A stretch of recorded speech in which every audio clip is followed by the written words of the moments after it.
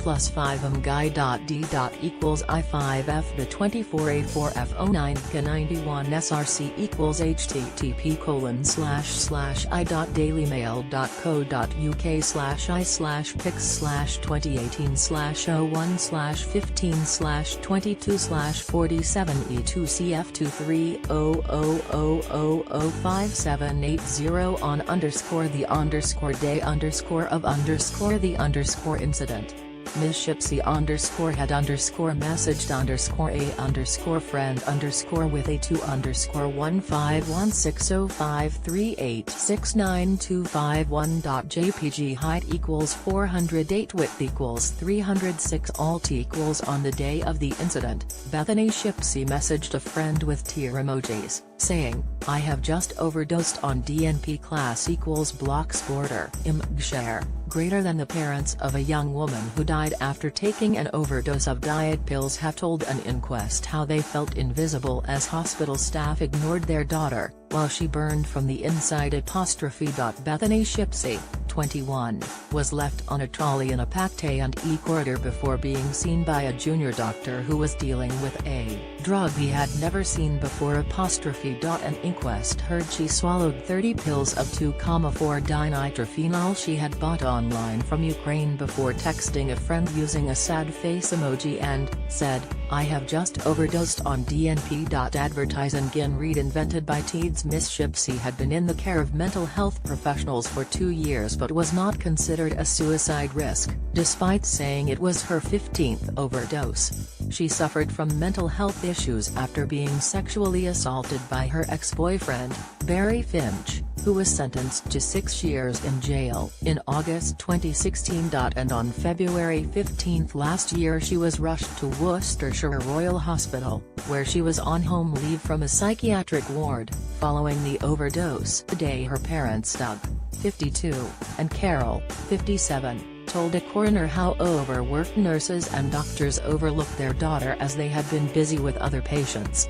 Mrs. Shipsy, a nurse, said she had false confidence in my fellow colleagues as they dismissed her daughter's symptoms, a panic attack on the overcrowded A&D unit. She said at one point she was even forced to try and open her daughter's airways herself because of complacent nurses failing to act. Her father told how he had even tried to show doctors on his phone that DNP was a killer drug as Bethany complained she was burning from the inside. Plus 5 guy d equals IB44E1D7C4K967 src equals http://i.dailymail.co.uk/pics/2018/016/14/47E351C5000578 image A5_15142314916.jpg height equals 423 width equals 634 alt equals left to right. Tom, Doug and Carol Shipsy were pictured at Stourport-upon-Severn Coroner's Court for the inquest into the death of their daughter, Bethany. Class equals blocks border share, greater than giving evidence. Mrs. Shipsy described her daughter as being a gifted photographer and animal welfare activist who was full of life.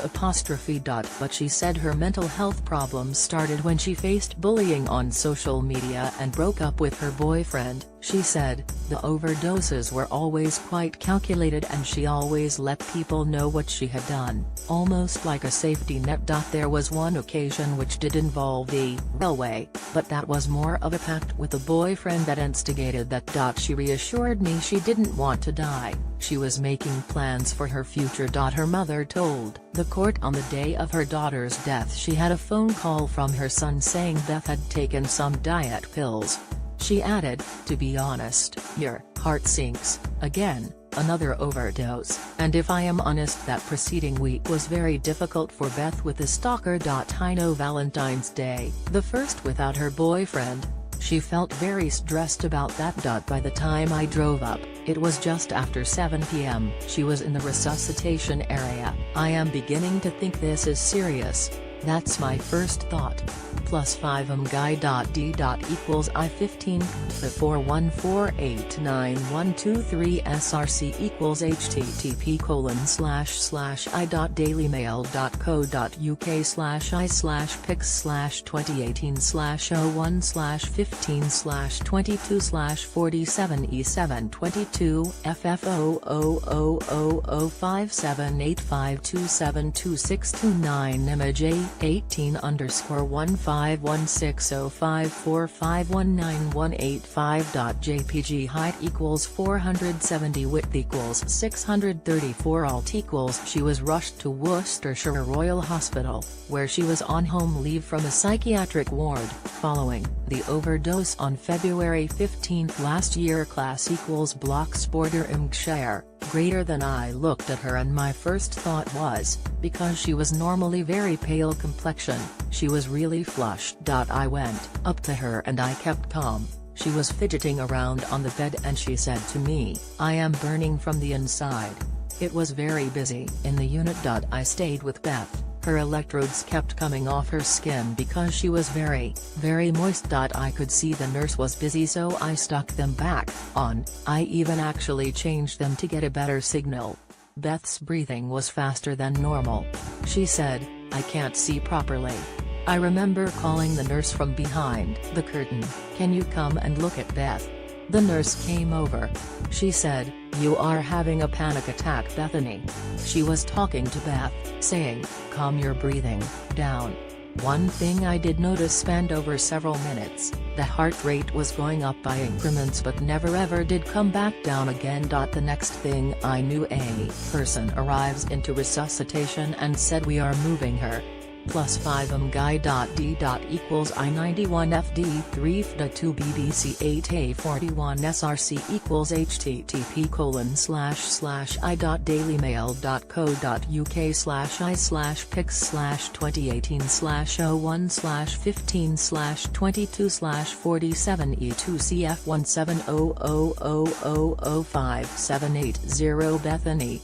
Shipsy_mental_health_mental_issue_afte5_mental_health_afte5_16055_1844888.jpg height equals 377 width equals 306 alt equals Bethany Shipsy, 21, suffered from severe mental health issues after being emotionally abused and sexually assaulted. Class equals Blocksborder Imgshire, greater than I never saw anyone looking at Beth. They were all busy with other patients behind the curtains. No doctors spoke to me at all, so I didn't notice any doctors.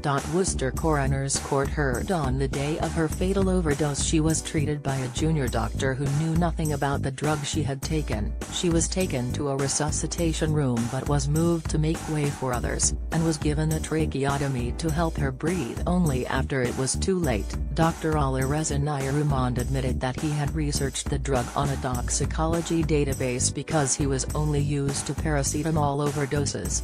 Mrs. Shipsy said, "When Beth was moved to Majors I had not met any doctors at all."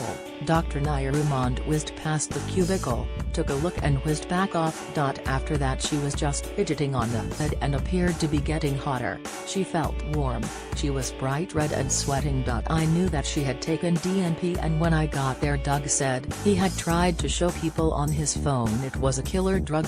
During time in resuscitation, I did get more and more concerned. I could see heart rate increasing, respiratory rate increasing. Conversely, and I regret this, I also had confidence, wrongly so, in my fellow colleagues and thought they knew what was going to happen and taking steps. I was in a false sense of feeling that they would take care of her. I felt invisible. Everybody was doing what they needed to do for others. +5 guy.d. equals ID4A4C99A4DFF0 AB5 SRC equals http://i.dailymail.co.uk/pics/2018/1/15/22/47E3602400000578 83_83_83_83_83_83_83_83_83_83_83_83_83_83_83_83_83_83_83_83_83_83_83_83_83_83_83_83_83_83_83_83_83_83_83_83_83_83_83_83_83_83_83_83_83_83_83_83_83_83_83_83_83_83_alt equals 431 .J her parents, left, told an inquest how they felt invisible as hospital staff ignored their daughter. Class equals blocks border share, greater than nobody did speak to use or attended to Beth other than that nurse in that room. When we went out to Majors, that nurse was very alarmed at what she saw. She didn't feel Beth should be there and she should be back in resuscitation, bearing in mind she had not long come out. There was a sense of urgency then, but prior to that no sense of urgency or a conversation with us.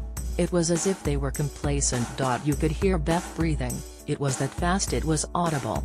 She was no longer flush, she was really pale and had rolled towards the bedside and was stuck against the bedside and pushed into it. I remember thinking, Beth, you can't do that, you are going to squash your face. She was white, really pale. Her eyes were open and her pupils were pinpointed. I called the nurse and said, I am not happy, can you come now? I said to her, you need to come now, I think she is going to fit. She had her arm up very stiffly, and at that point, as a nurse, I was thinking I need to open her airway.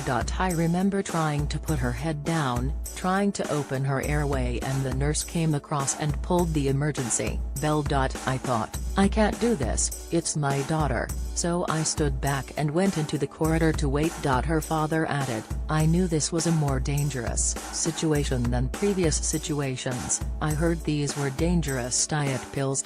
When medical staff used the term DNP, I looked it up that afternoon and I saw some news articles that some young people had died from it. I remember one headline that it effectively microwaves people from the inside out. I was trying to emphasize and persuade a member of staff to come with me a few yards away from the bed to explain on the phone, this is a killer drug we are dealing with and we need to up the game. He went off to find a nurse. I explained the same thing to her. They tried to convince me they knew what they were dealing with. I knew, on this occasion we were in unknown territory. When I tried to speak to Dr. Nairuman when he did triage Beth in the corridor, I was trying to convince him we are not talking about paracetamol and drugs you can reverse quite easily. I didn't get a response from him. The inquest continues.